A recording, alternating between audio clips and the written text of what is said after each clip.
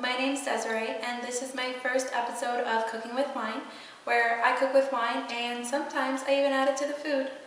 Today I'm having a Kenzo Jackson Sauvignon Blanc, and I'll be showing you guys how to make my quick and easy Sofrito recipe. The Sofrito can last in the fridge for up to 1 week. I like to freeze mine, that way it'll last longer. I also pour it into an ice cube tray, that way it's easier to cook with. I hope you guys enjoy. Cheers!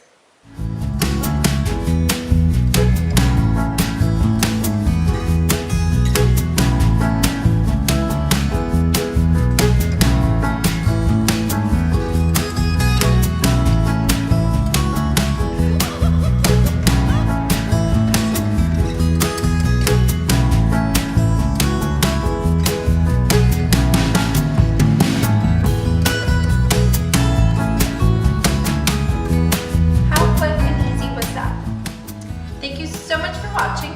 Please like and subscribe down below, and I'll see you guys next week.